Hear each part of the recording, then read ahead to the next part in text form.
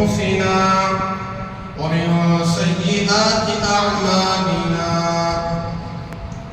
ونعوذ بالله من شرور أنفسنا ومن سيئات أعمالنا من يهد الله فلا مضل له ومن يضلله فلا هادي له ونشهد أن لا إله إلا الله وحده لا شريك له ونشهد أن سيدنا وسندنا ومولانا محمدا عبده ورسوله أرسله بالحق بشيرا ونذيرا وداعيا إلى الله بإذنه وسراجا منيرا أما بعد فأعوذ بالله من الشيطان الرجيم بسم الله الرحمن الرحيم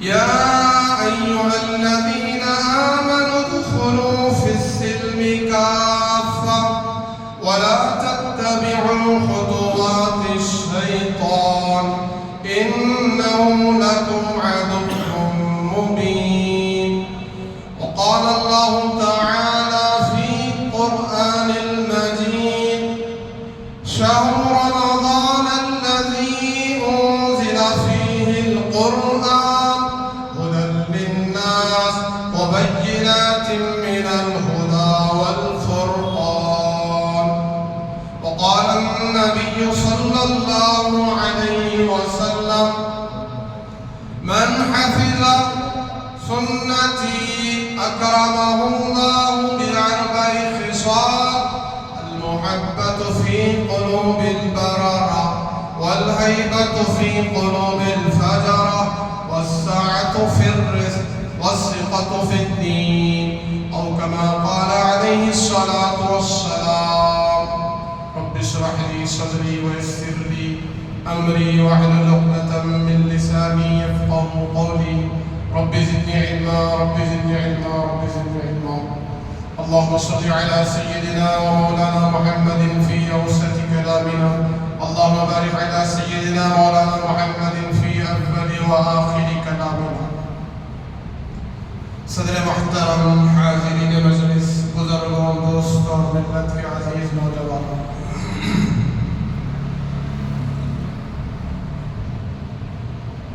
رمضان المبارک کا مقدس بابرکت پاکیزہ مہینہ سعادتوں اور رحمتوں والا مہینہ گویا کہ ہمارے سروں پر اپنے گزشتہ 20 تعلق سے سنا یہ اللہ کا بڑا انعام ہے اکرام ہے احسان ہے اللہ نے ہم گنہگاروں کو یہاں تک پہنچایا اب اللہ سے یہ دعا کریں کہ اے اللہ ہمارے زندگی میں دوبارہ ایک اور رمضان رسائی تک پہنچنے کی سعادت نصیب فرما جیسے جناب رسول اللہ صلی اللہ علیہ وسلم کی دعاؤں میں ہے اللہم بارک لنا فی رجب و شعبان وبلغنا رمضان رسول اللہ صلی اللہ علیہ وسلم کی دعائیں کہ شعبان اور رجب کے تعلق سے اس میں اتنی برکت دے کہ ہمارے اوپر رمضان کا مہینہ نازل ہو جائے ہمارے اوپر رمضان آ جائے اور ہم رمضان کے اندر داخل ہو جائیں تو یہ پہنچنا داخل ہونا ایک مسجد کے اندر بیٹھ کر بیان سننا مسجد کے اندر بیٹھنا اور مسجد کے باہر کھڑے ہو کر مسجد کو دیکھنا دونوں میں فرق ہے تو ایسے اللہ کے نبی علیہ السلام کی دعاؤں میں مستجاب دعاؤں میں آپ فرماتے تھے کہ اے اللہ ہمیں اس رمضان کے مہینے میں داخل فرما دے بلغنا کے معنی کہ وہاں تک پہنچا دے کہ رمضان ہمارے اندر داخل ہو جائے اور ہم رمضان کے اندر داخل ہو جائیں تو اس سے بڑی سعادت مندی کی اور کیا بات ہو سکتی ہے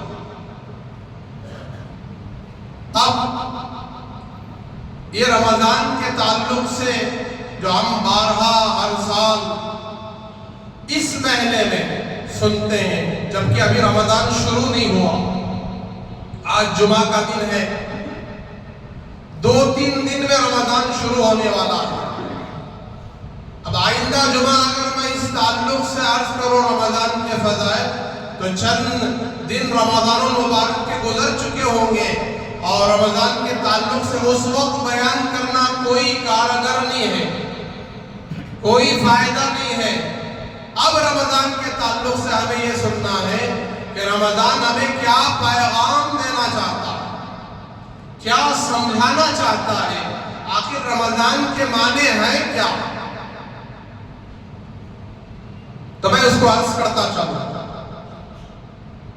سب سے پہلے اس بات کو ہمیں سمجھنا ہے کہ قرآن مجید جو قرآن اللہ کا آخری کلام، اللہ کے نبی پر آخری کتاب، آخری کلام بن کر، کلام مجید، قرآن مجید، فرقان حمید بن کر جو نازل کیا گیا، تمام کلاموں میں سب سے افضل کلام، اعلیٰ کلام، اس سے بڑی کتاب، اس سے افضل کتاب، اس سے مقدس کلام نہیں ہے۔ باقی جو کتابیں اتری ہیں، دیکھیے اللہ نے 4 کتابوں کو بہت فضیلت عطا فرمائی۔ ایسے اللہ نے کئی صحیفے، کئی چھوٹی چھوٹی کتابیں انبیاء علیہ السلام پر اتارا ہے، جو رسول تھے، پیغمبر تھے، لیکن ان کتابوں میں سے 4 کتابیں اس میں اللہ نے تقسیم یوں فرمائی۔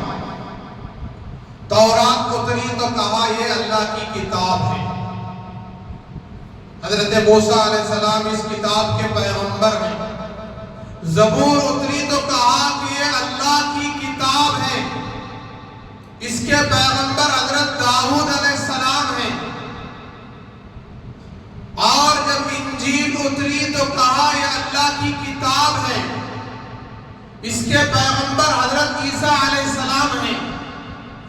یہ 3 انبیاء بڑے جلیل القدر انبیاء میں سے ہیں، نبی بھی ہیں، رسول بھی ہیں۔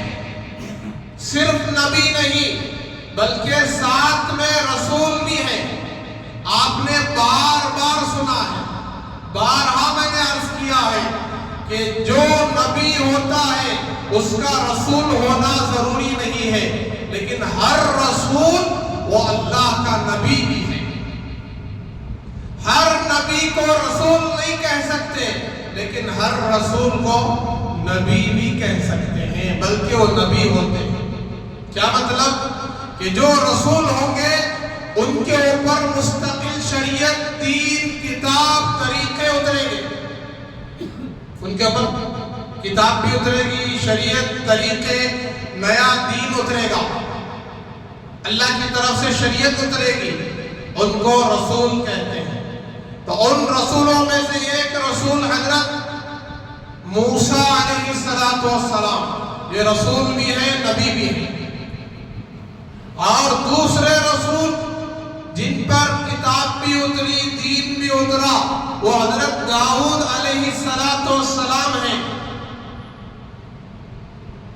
اور ان پر جو کتاب اتری اس کتاب کا نام زبور ہے، تو اس کے بارے میں بھی کہا گیا یہ اللہ کی کتاب ہے۔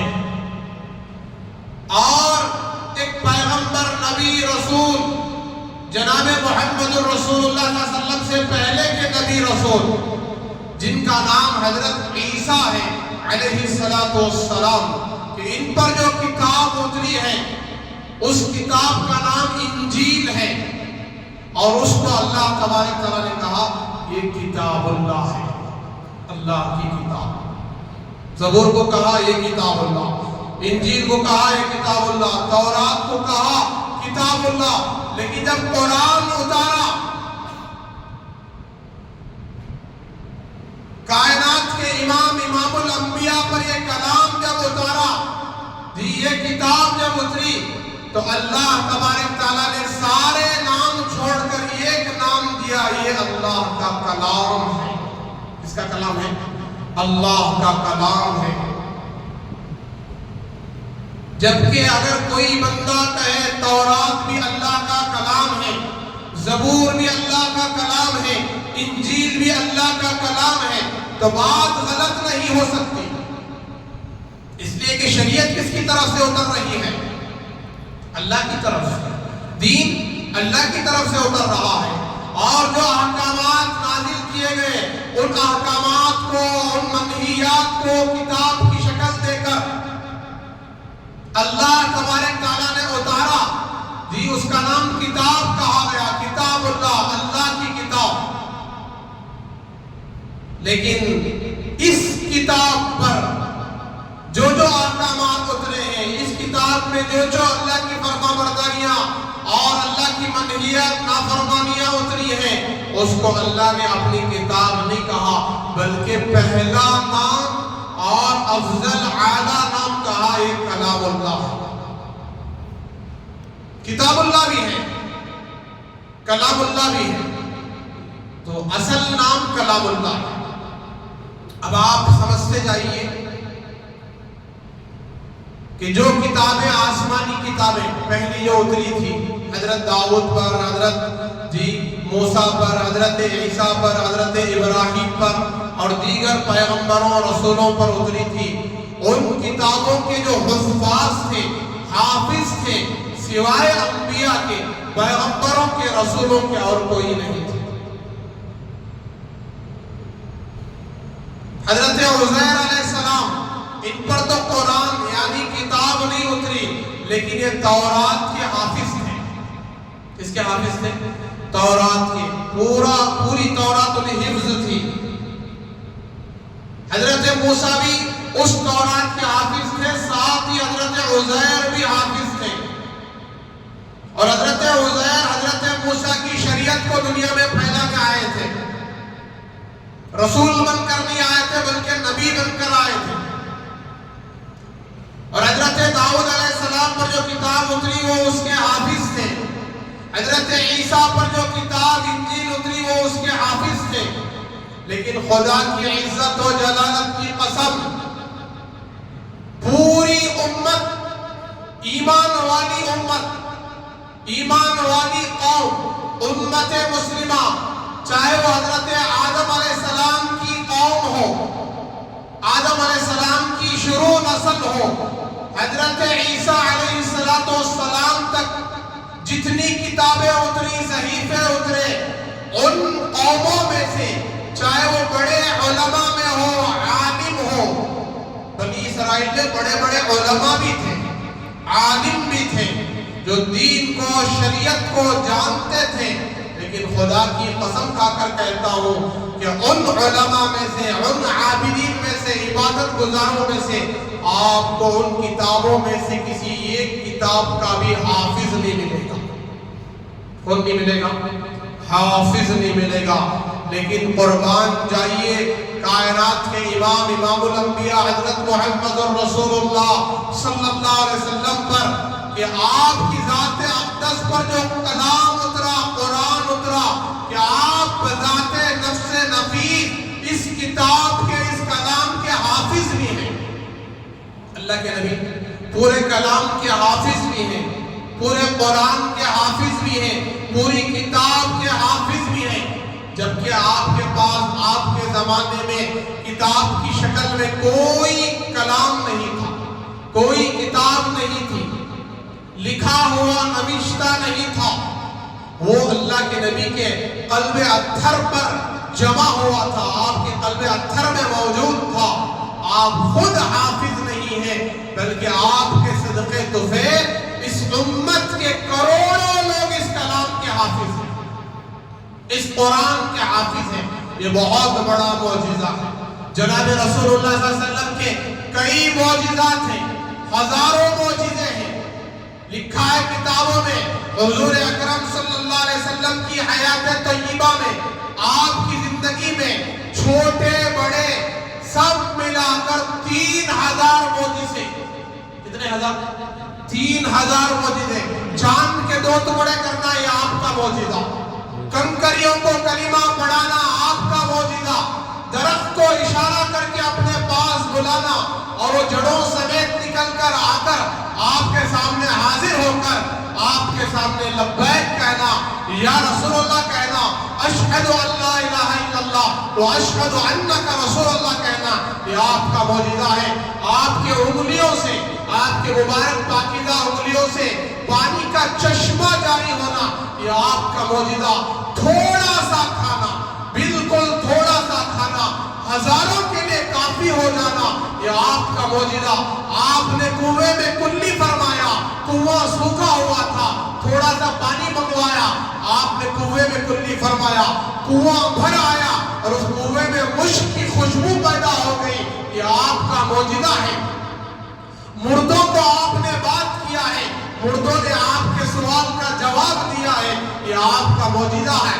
ایسے بے شمار معجزے ہیں، ہزاروں معجزات ہیں، تو ان معجزات میں بڑا معجزہ، قیامت تک کا معجزہ، جو معجزات آپ کے ذریعے سے ظاہر ہوئے، آپ کی حیات میں، آپ کی زندگی میں ظاہر ہوئے، وہ آپ کے ساتھ بھی وہ موقوف ہو گئے، آپ کی ذات کی حد تک وہ معجزے تھے۔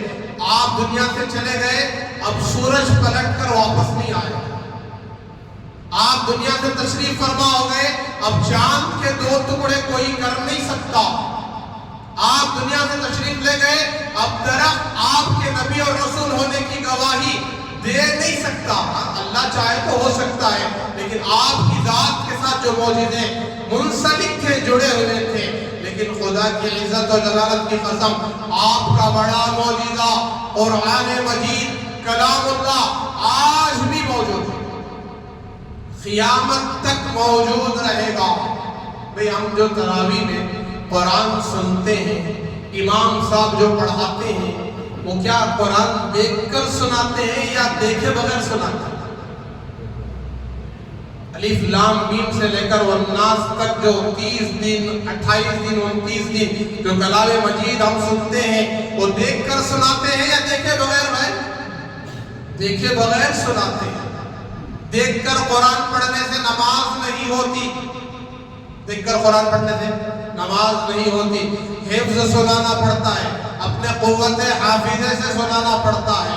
تو یہ کلام قرآن قیامت تک کے لیے اللہ کے نبی کا آج بھی موجود ہے۔ یہ سب سے بڑا معجزہ حضور پر نازل کیا گیا کہ اللہ کے نبی علیہ السلام پر جو قرآن اترا، آج بھی قرآن چیلنج کرتا ہے کہ اس جیسا کلام، اس کلام کے برابر کوئی دوسرا کلام نہیں، بلکہ اس کلام میں سے ایک چھوٹی سی سورت پیش کر کے دکھا دو، تمام انسانیت مل کر، جنات مل کر، تم سب اس کلام کی چھوٹی سی سورت پیش کرنے سے عاجز آ جاؤ گے، پیش نہیں کر سکتے۔ تو یہ کھلا ہوا معجزہ، تو بات سمجھ میں آ گئی ہوگی، اس قرآن کو، اس کتاب کو اللہ نے براہ راست کہا یہ کلام اللہ ہے، اللہ کا کلام ہے۔ اور آگے فرمایا کہ اس قرآن میں اللہ تبارک تعالیٰ نے ارشاد فرمایا کہ یہ قرآن تمام انسانیت کے لیے ہدایت کی کتاب ہے۔ جناب محمد الرسول اللہ صلی اللہ علیہ وسلم پر جو یہ کلام اترا ہے، اللہ کے نبی حضور پاک صلی اللہ علیہ وسلم فرماتے ہیں، غار حرا سے میں 5 آیتیں لے کر، اقرأ بسم ربک الذی خلق خلق الانسان من علق اقرأ وربک الاکرم الذی علم بالقلم علم الانسان ما لم يعلم، یہ 5 آیتیں لے کر میں غار حرا سے نکلا ہی تھا، کہ آیتیں لے کر نکل رہا تھا کہ مجھے ان آیتوں کا بوجھ میرے سینے پر ایسے محسوس ہو رہا تھا گویا کہ عرب کے پہاڑ، مکے کے پہاڑ نہیں، عرب کے سارے پہاڑ میرے سینے پر رکھ دیے گئے، میرے اوپر ڈال دیے گئے ہیں۔ پھر 5 آیتوں کا اتنا بوجھ ہو تو 6666 آیتوں کا بوجھ کتنا ہوگا؟ اور آج ہم جو ہے ایک حافظ قرآن کو معمولی سمجھتے ہیں، حقیر فقیر سمجھتے ہیں، کنگال سمجھتے ہیں۔ ایک حافظ کی قدر و قیمت اللہ کے نزدیک اتنی بڑی ہے، اگر نبوت کا سلسلہ جاری ہوتا، اس کا سلسلہ نبی بنائے جانے کا سلسلہ جاری ہوتا، سلسلہ تو حضور پر ختم ہو گیا، حضور کے بعد کوئی نبی رسول پیغمبر نئے نبی رسول نہیں آئیں گے، نئی شریعت نہیں آئے گی، نیا دین نہیں آئے گا۔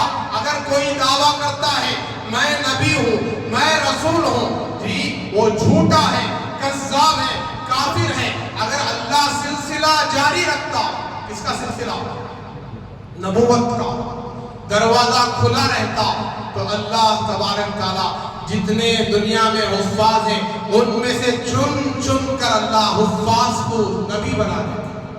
کیا بنا دیتے؟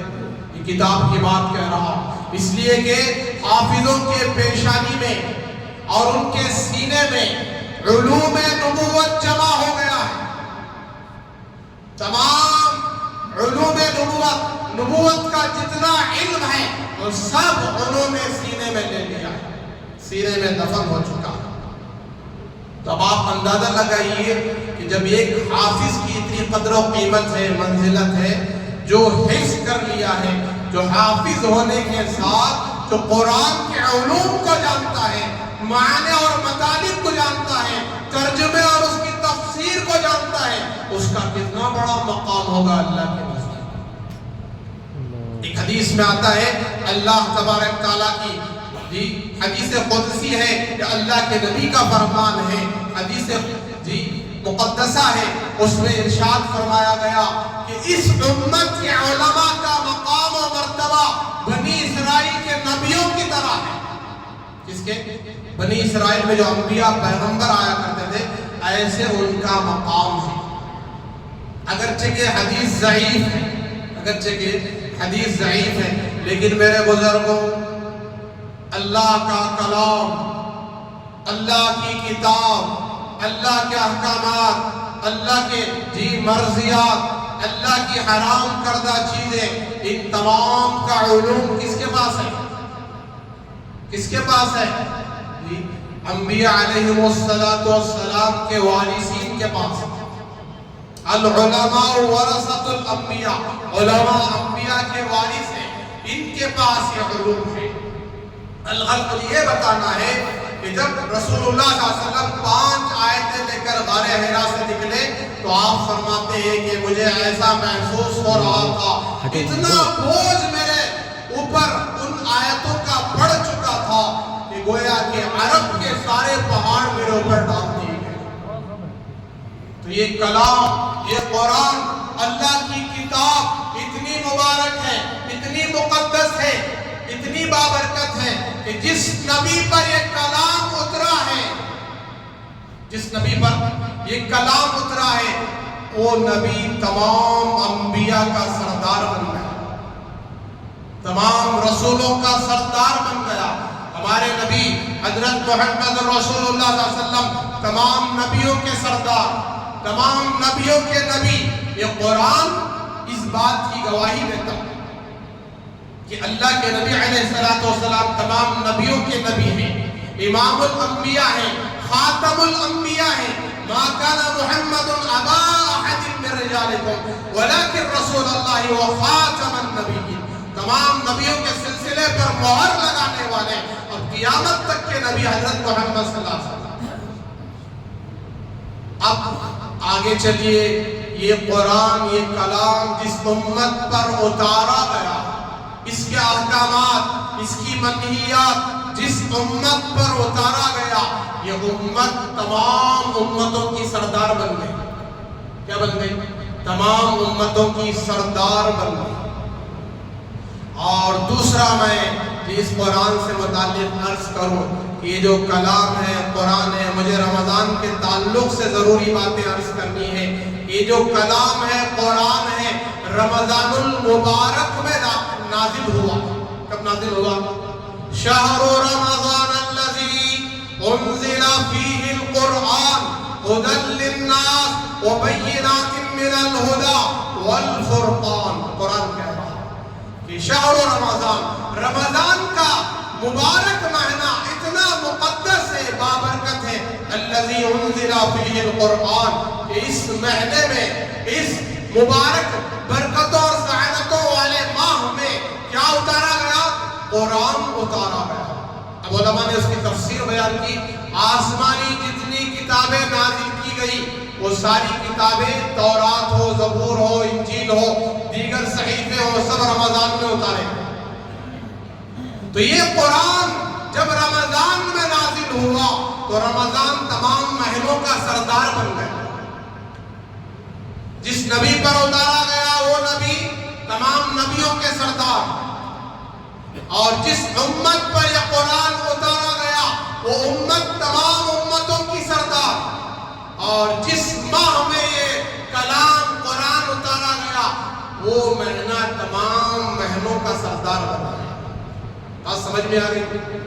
تو آپ دیکھیے رمضان المبارک کے معنی رمضان یرموز، رمضانہ کے معنی ہے جل کر خاک ہو جانا، جل جانا۔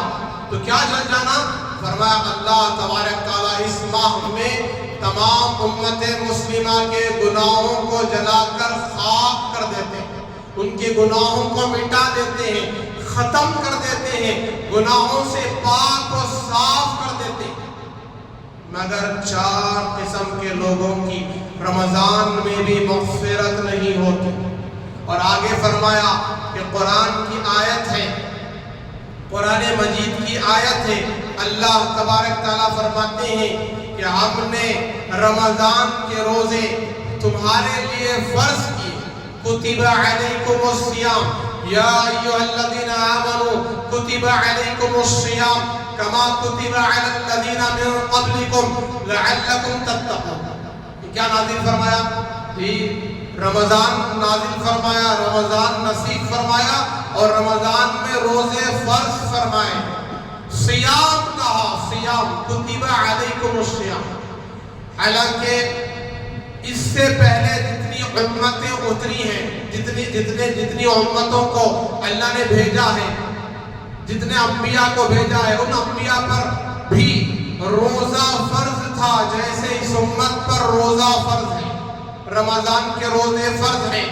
لیکن کہیں بھی صیام کا لفظ نہیں کہا گیا، بلکہ یہ کہا گیا انی نذرت لک صوم، کہ صوم کہا گیا کہ اے اللہ میں نے تیرے لیے روزے کی نیت کی ہے اور روزہ رکھتی ہوں، روزہ رکھتا ہوں۔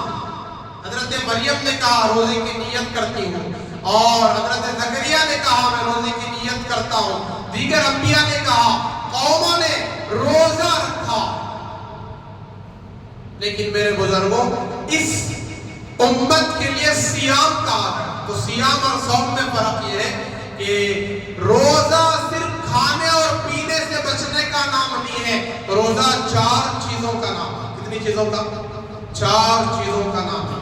فرمایا روزہ جھوٹ بولنے سے بچنے کا نام ہے، روزہ گندی چیزوں کے دیکھنے سے اپنے آپ کو بچانے کا نام ہے، روزہ کھانے اور پینے سے بچنے کا نام ہے، روزہ شہوت اور حلال چیزوں سے بھی بچنے کا نام ہے۔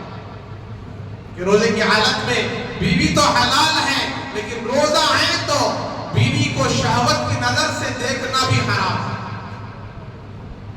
تو اس کے معنی ہے سیام، کہ روزے میں غیبت سے بچو، روزے میں چوری سے بچو، روزے کی حالت میں جھوٹ سے بچو، روزے کی حالت میں بدنظری سے بچو، روزے کی حالت میں غلط کاموں سے بچو، اپنے ہاتھوں کو غلط کاموں سے بچاؤ، پیروں کو غلط جگہ لے جانے سے بچاؤ۔ اس کا نام ہے سیام، اس کا نام ہے سیام۔ اب یہ رمضان آ رہا ہے ہم سب کو متقی بنانے کے لیے، جیسے میں نے قرآن کی آیت کی تلاوت کی، لعلکم تتقون۔ روزے کیوں فرض ہیں؟ روزے تمہیں متقی بنانا چاہتے ہیں، پرہیزگار بنانا چاہتے ہیں۔ اب آئیے روزہ رکھنا کیوں ہے؟ دیکھیے اللہ نے مخلوق کو پیدا کیا اور ساری مخلوق میں انسان کے نفس کو پیدا کیا۔ انسان کو پیدا کر کے اللہ نے انسان سے ایک سوال فرمایا، بتا میں کون ہوں؟ تو انسان کے نفس نے جواب دیا کہ تو ہے میں ہوں. تو کوئی بھی ہو مجھے کیا لینا ہے، یہ مطلب ہے اس کا. تو ہے میں ہوں. تو اللہ تبارک تعالیٰ نے اس کو 1000 سال تک آگ میں جلایا. کس میں جلایا بھائی؟ دوزخ کی آگ میں اس نفس کو جلایا. پھر 1000 سال کے بعد اٹھا کر پوچھا اب بتا میں کون ہوں. تو پھر وہ نفس کہنے لگا، ہمارے سب کے اندر ہے نفس. تو کہا کہ تو ہے میں ہوں. 1000 سال جلانے کے بعد بھی کہہ رہا ہے کہ تو ہے میں ہوں. پھر دوسرے 1000 سال اللہ نے اس نفس کو پھر جلایا جہنم میں. پھر اٹھا کر پوچھا 1000 سال کے بعد، کتنے سال کے بعد؟ بتا میں کون ہوں. کون پوچھ رہے ہیں؟ اللہ پوچھ رہے ہیں، کائنات کے خالق مالک رب پوچھ رہے ہیں، رب العالمین پوچھ رہے ہیں. تو پھر وہ نفس کہنے لگا تو ہے میں ہوں. پھر اللہ تبارک تعالیٰ نے اس نفس کو بھوکا رکھ دیا. کیا رکھ دیا بھائی؟ اب تفسیر میں لکھا 1000 سال تک یا 1 سال تک بھوکا رکھا یا اتنے مہینے تک بھوکا رکھا. تو پھر اللہ تبارک تعالیٰ نے اس نفس سے مخاطب ہو کر سوال فرمایا کہ بتا میں کون ہوں. تو اب نفس کہنے لگا کہ تو رب ہے میں بندہ ہوں. تو رب ہے، تو پالنے والا ہے، تو خالق ہے، تو مالک ہے، میں غلام ہوں. تو روزہ اس کے لیے ہے کہ روزے میں بندہ اللہ کو پہچانتا ہے، مالک کو پہچانتا ہے، خالق کو پہچانتا ہے. ورنہ میرے بزرگوں جو روزہ نہیں رکھتے وہ اللہ کی معرفت سے محروم ہو جاتے ہیں. اللہ کی ان کو پہچان نہیں ہوتی. وہ تکبر میں جیتے ہیں، غرور میں جیتے ہیں، گھمنڈ میں جیتے ہیں. تبھی جا کر تو ایسے جملے نکلتے، ارے روزہ وہ رکھے جن کے گھر میں کھانا پانی نہیں ہے. روزہ وہ رکھے جن کے گھر میں فقر و فاقہ ہے.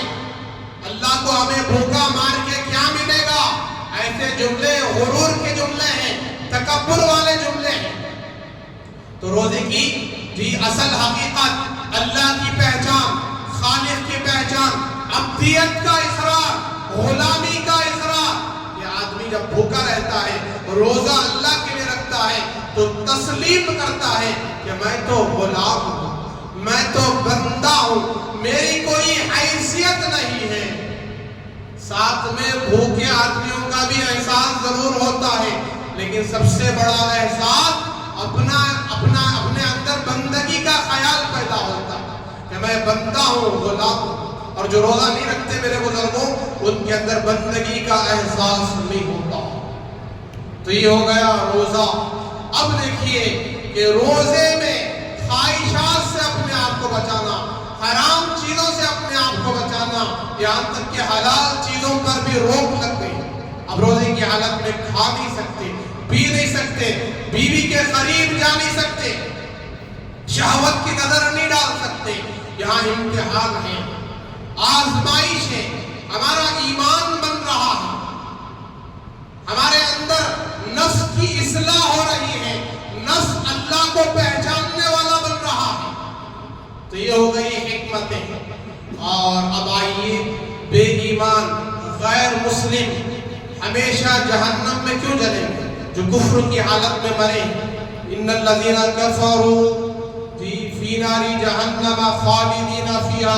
الگ الگ طریقے سے آیتیں ہیں، الگ الگ انداز پر اللہ نے بیان فرمایا ہے کہ جنہوں نے کفر کیا اور کفر پر جمے رہے، کفر کی حالت میں موت آ گئی، ماتوا وہم کفار، کہ وہ ان کی حالت کفر کی تھی، ایسی حالت میں مرے وہ خالدین فیہا فی نار جہنم خالدین ابدا، کہا کہ وہ ہمیشہ ہمیشہ دوزخ میں جہنم میں جلیں گے. تو ان کے نفس نے کبھی اللہ کو نہیں پہچانا، خالق کو نہیں پہچانا، مالک کو نہیں پہچانا. تو اب رمضان سے پہلے چند تیاریاں کہ میں نے جیسے 4 قسم کے لوگوں کی مغفرت نہیں ہوگی. پہلی قسم جو رمضان میں بھی شراب پیتا ہو، اس کی مغفرت نہیں ہوتی، رمضان آ کر بھی اس کے لیے بیکار ہے. شرابیوں کی مغفرت نہیں ہوتی. ہاں رمضان سے پہلے سچی توبہ کر لے, شراب چھوڑ دے, اللہ اس کی بھی مغفرت کرے. اور دوسرا فرمایا کہ جو ماں باپ کا نافرمان ہے اس کی بھی اس ماہ میں مغفرت نہیں ہوتی, اس رمضان میں مغفرت نہیں ہوتی. کون ماں باپ کا نافرمان؟ جس نے ماں کو اتنا ستایا, باپ کو اتنا ستایا کہ ماں باپ کا دل ٹوٹ چکا ہے, چھلنی ہو چکا ہے, ایسا نافرمان. کبھی کبھار نافرمانی ہو گئی پھر معافی مانگ لی جی, ایسا نافرمان نہیں, بلکہ مستقل نافرمانی کرنے والا, ماں باپ کو ذلیل کرنے والا, ماں باپ کو بے عزت کرنے والا اور ماں باپ کی خدمت نہ کرنے والا, ایسا جو ہے اس ماہ میں بھی مغفرت عامہ سے محروم. پھر تیسری چیز فرمایا رشتے ناطے توڑنے والا, خالہ کا رشتہ, ماموں کا رشتہ, چچا کا رشتہ, بھائی بہنوں کا رشتہ, ماں باپ کا رشتہ, ان سے لڑائیاں ہو گئی ہیں تو رمضان سے پہلے صلح صفائی کر لیں, معافی تلافی کر لیں جی, اپنا رشتہ صحیح جوڑ لیں. تو یہ اللہ تبارک تعالیٰ موقع دے رہے ہیں, تو رمضان سے پہلے صلح صفائی ہو جائے. پھر چوتھا فرمایا کینہ کپٹ رکھنے والے, نفرت حسد رکھنے والے, نفرت کو پالنے والے, ان کی بھی اس ماہ میں مغفرت نہیں ہوتی. وہ حدیث کتنی مشہور ہے, جناب محمد رسول اللہ صلی اللہ علیہ وسلم مسجد نبوی میں تشریف فرما ہے اور صحابہ کا مجمع آپ کے سامنے بیٹھا ہے اور آپ جی جو آپ کی زبان مبارک سے خوشخبریاں نکل رہی ہیں, آپ ایک صحابی کے تعلق سے خوشخبری دے رہے ہیں. اب ایک میرے صحابی آئیں گے, ایک مسلمان مسجد میں داخل ہوگا اور وہ مسلمان جنتی ہے. کون ہے؟ جنتی ہے. تو چنانچہ صحابہ نے دیکھا کہ مسجد نبوی کا دروازہ ہے اور ایک صاحب اندر داخل ہوئے, چہرے سے وضو کا پانی ٹپک رہا ہے اور ان کے ایک ہاتھ میں جوتے ہیں, داخل ہوتے ہیں, اللہ کے نبی ان کے بارے میں فرما رہے ہیں یہ جنتی ہے. دوسرے دن پھر اللہ کے نبی نے ارشاد فرمایا کہ ابھی میری مسجد میں, مسجد نبوی میں ایک صحابی داخل ہوں گے, وہ جنتی ہیں. پھر تیسرے دن ایسے ہی آپ نے فرمایا کہ اب ایک صاحب داخل ہوں گے, وہ آدمی جنتی ہے. 3 دن آپ نے لگاتار ایک ہی آدمی کے بارے میں فرمایا. تو صاحب داخل ہو رہے ہیں, جن کے چہرے سے وضو کا پانی ٹپک رہا ہے اور ان کے ہاتھ میں جوتے ہیں. اس مجلس میں حضرت عبداللہ بن عمرو بن عاص رضی اللہ تعالیٰ عنہ موجود تھے. عبداللہ بن عمرو بن عاص, عمرو بن عاص کے بیٹے عبداللہ, یہ بشارت سن کر حیران ہو گئے. کیوں حیران ہوئے؟ کہ حضرت عبداللہ بن عمرو بن عاص رضی اللہ تعالیٰ عنہ اتنے بڑے عبادت گزار, اتنے بڑے تہجد گزار, اتنے بڑے متقی پرہیزگار کہ ان سے بڑا عبادت گزار نہ صحابہ میں گزرا ہے نہ صحابہ کے بعد کوئی آیا. کتنے بڑے عبادت گزار؟ فرمایا کہ روزانہ ہر دن ان کا معمول روزہ رکھنے کا, ایک دن بھی روزے کی چھٹی نہیں. رمضان تو رمضان, غیر رمضان بھی روزے دار, ہر دن روزہ. اور اتنا ہی نہیں, پوری رات عبادت, تہجد میں ان کا وقت لگتا تھا, پوری رات عبادت کرتے تھے, سوتے نہیں تھے. اور اتنا ہی نہیں بلکہ 24 گھنٹے میں ایک قرآن مکمل فرماتے تھے, پورا قرآن اس کو پڑھتے تھے. آج ہمیں سال میں ایک بار بھی قرآن اٹھانے کی توفیق, مہینے گزر جاتے ہیں لیکن کلام اللہ اٹھا کر دیکھنے کی ہمارے اندر نوبت نہیں ہے, فرصت نہیں ہے. اتنے ہم محروم لوگ ہیں, اللہ کے کلام کو دیکھنے کی ہمارے اندر توفیق نہیں ہے. تو پورا قرآن ہر دن پڑھتے تھے. اب یہ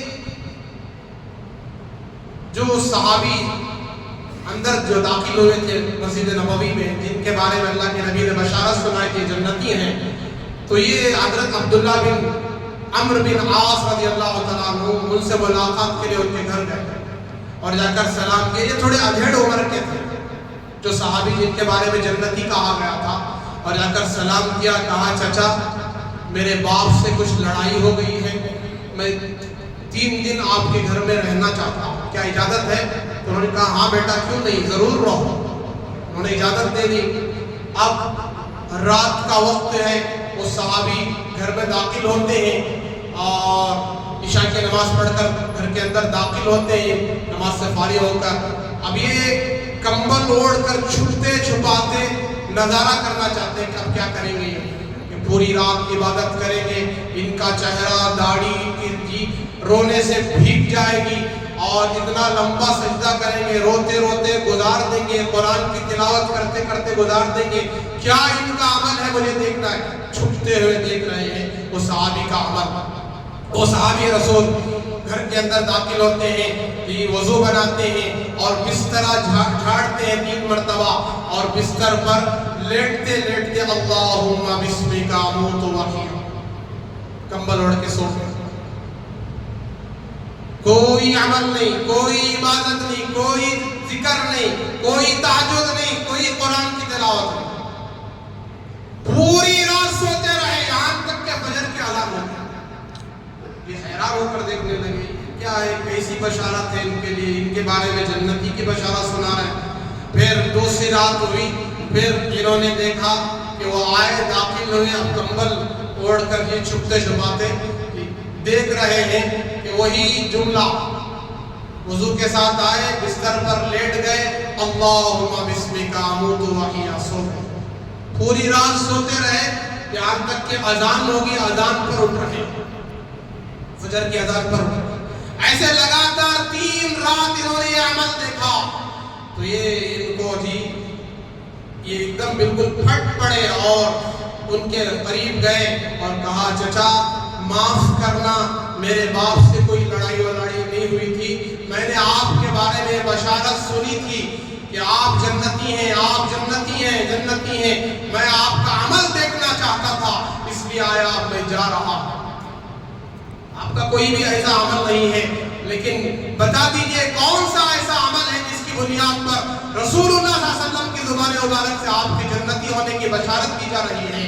تو صحابی رسول کہنے لگے کہ بیٹا اگر تم اتنا پوچھنا ہی چاہتے ہو تو میں عرض کر دیتا ہوں، دیکھو جب بھی میں رات میں لیٹتا ہوں، آرام کرتا ہوں، تو اس وقت میں اپنے دل کو ٹٹولتا ہوں اور دل کو صاف کرتا ہوں کہ میرے دل میں کسی بھی مسلمان کے بارے میں نفرت نہیں ہے، حسد نہیں ہے۔ کسی کو اللہ مال دے رہے ہیں تو اس کے مال ملنے کی وجہ سے میرے دل میں نفرت نہیں ہے، کسی کو روزی خوب مل رہی ہے اس کو دیکھ کر میں جلتا نہیں ہوں، حسد نہیں کرتا ہوں۔ کوئی بہت زیادہ خوبصورت ہے، عقل والا ہے، علم والا ہے، سمجھ والا ہے، مال والا ہے، دولت والا ہے، اس کی دولت کی طرف دیکھ کر کبھی بھی حسد نہیں کرتا، نفرت نہیں کرتا، اپنے دل کو صاف کر لیتا۔ اگر یہ بات پیدا بھی ہو جائے تو فوراً دل کو صاف کر لیتا ہوں، شاید اسی عمل کی وجہ سے اللہ کے نبی نے فرمایا ہوگا۔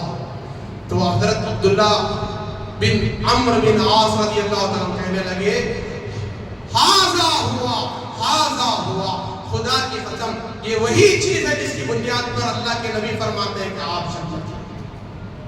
حضرت عبداللہ بن عمرو بن عاص کہنے لگے کہ چچا جان، جو صفت آپ کے اندر ہے وہ میرے بس کی بات نہیں ہے، وہ میرے بس کی بات نہیں ہے، دل میں نفرت آ جاتی ہے۔ کوئی بہت زیادہ امیر ہو تو اس کو دیکھ کر نفرت، حسد پیدا ہو جاتی ہے، جس کے پاس بہت زیادہ نعمتیں ہوں اس کو دیکھ کر حسد پیدا ہو جاتا ہے۔ یہ ایسے کہہ رہے تھے، ان کی عاجزی تھی، تواضع تھی، جبکہ تمام صحابہ کے دل پاک تھے۔ قرآن کہہ رہا ہے اولئک الذین امتحن اللہ قلوبہم للتقوی، کہ یہ وہ صحابہ ہیں جن کے دلوں کا امتحان اللہ لے چکے اور ان کے دل صاف ہیں، تقوی والے ہیں۔ تو میرے بزرگوں، رمضان سے پہلے ہمیں ان تمام گناہوں سے توبہ کرنا ہے، دل کو پاک و صاف رکھنا ہے۔ روزہ اللہ کے لیے ہے، روزے کا بدلہ جنت ہے، بلکہ جنت والا ہے۔ کون ہے بھائی؟ جنت والا اللہ ہے، جو روزہ رکھتا ہے اسے اللہ مل جاتے ہیں۔ اللہ کہتے ہیں روزے کا بدلہ میری ذات ہے، اور اللہ کے نبی فرماتے ہیں جس نے 30 روزوں کی نیت کر کے، پورے مہینے کی نیت کر کے ایک روزہ رکھا تھا اور اس کا انتقال ہو گیا اسی روزے کی حالت میں، روزے کے بعد میں، خدا کی قسم وہ جنتی ہے۔ جس نے اللہ کے لیے روزہ رکھا، ایک روزہ رکھا انتقال ہو گیا، اور ایک روزے کی برکت سے اللہ تبارک تعالیٰ اس کو جنت عطا فرمائیں گے۔ اتنا بڑا مقام ہے روزے کا۔ اس کا مطلب یہ نہیں کہ صرف یہ ایک روزہ رکھ کے باقی سب چھوڑ دیں گے۔ ایک روزے میں موت آ گئی تو یہ بدلہ کیا ہے؟ اس کا جنت ہے، اور اللہ کی ذات ہے۔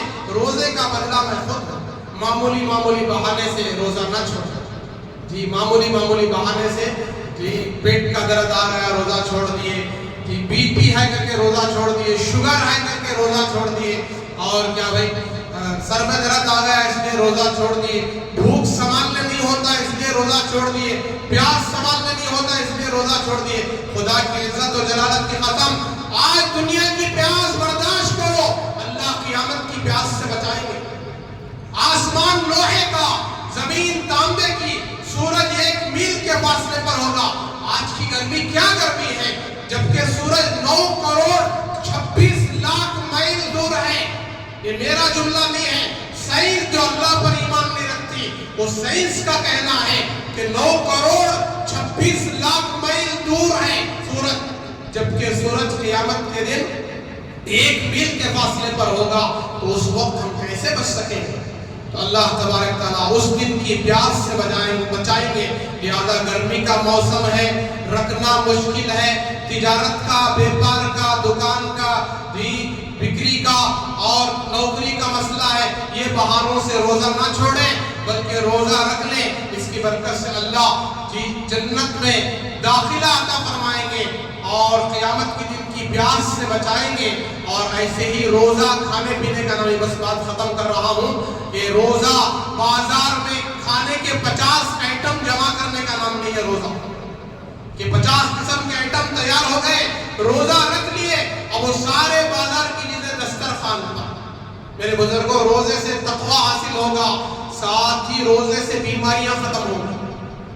آج بڑے بڑے ڈاکٹروں نے پروف کر کے بتا دیا کہ سال میں 1 مہینہ کوئی بھوکا رہے تو اس کے پیٹ کی جتنی بیماریاں ہیں، کینسر ہے، جتنے پریشانیاں ہیں، سب ختم ہو جائیں گے۔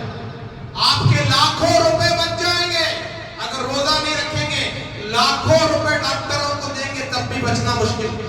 اس لیے روزہ رکھیں، یہ دنیا کی صحت کا بھی اصل راز ہے اور آخرت کی نجات کا سبب ہے، جہنم سے بچنے کا سبب ہے۔ اور بھی بہت ساری باتیں ہیں لیکن وقت اس کی اجازت نہیں دیتا، بس اس پر میں اپنی بات ختم کرتا ہوں۔ آپ تمام سے گزارش ہے، تمام حضرات نیت کریں کہ انشاءاللہ جب بھی روزہ شروع ہوگا، منگل کے دن ہو، پیر کے دن ہو، پورے روزے رکھیں گے، پوری تراویح پڑھیں گے۔ ایک تراویح کا اجر و ثواب بہت زیادہ ہے، ایک سجدے کا ثواب 1500 نیکیاں، 40 سجدے ہیں تو 60,000 نیکیاں، اور ہر تراویح پر فرمایا جنت میں اتنا بڑا اللہ محل عطا فرمائیں گے جس کے 60,000 سونے چاندی کے مکانات ہوں گے، اور اتنا بڑا درخت عطا فرمائیں گے جس کو سوار 100 سال تک اس کے سائے تک نہیں پہنچ سکے گا۔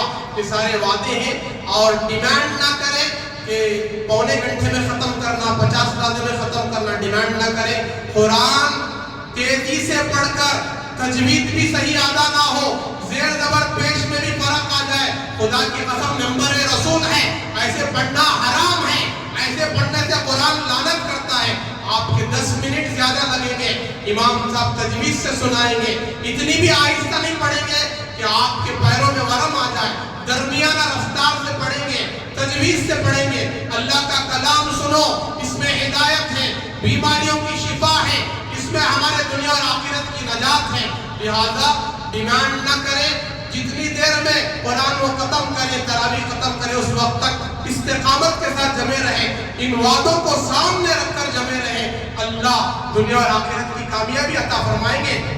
اور نمازوں کا اہتمام کریں، ذکر کا اہتمام کریں۔ بہت سارے اعلانات تھے، وقت نہیں ہے۔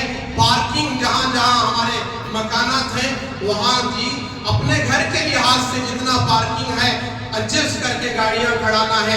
ایسا نہیں کہ میرا گھر ہے تو میں روڈ پر بھی گاڑی کھڑاتا ہوں، دوسروں کو تکلیف دینا مناسب نہیں ہے۔ بہت ساری شکایتیں آئی، لہذا پارکنگ کا جو ہے صحیح لحاظ رکھ کے پارکنگ میں گاڑیاں کھڑا کریں تاکہ چھوٹے سے چھوٹے راستے میں دیگر گاڑیاں سہولت کے ساتھ گزر سکیں، ایک گزارش تھی۔ اور صاف صفائی کا اہتمام رکھیں، مسجد کی صاف صفائی، ماشاءاللہ مسجد بڑی خوبصورت ہے، عالیشان ہے، اب اس کو صاف ستھرا رکھنا اور وضو کا اہتمام کرنا، استنجا بیت الخلاء استعمال کرنا ہے تو اس کو ٹھیک سے پانی ڈالنا اور تمام چیزوں کا اہتمام کرنا گزارش ہے۔ اور آخر میں جاتے ہوئے اللہ کے گھر کا زیادہ سے زیادہ تعاون کرتے ہوئے جائیں، اللہ تبارک تعالیٰ آپ کے دینے کو قبول فرمائے، آپ کی تجارت کمائی کاروبار میں خوب برکتیں عطا فرمائے، دنیا اور آخرت میں اللہ اس کا بہترین بدلہ عطا فرمائے۔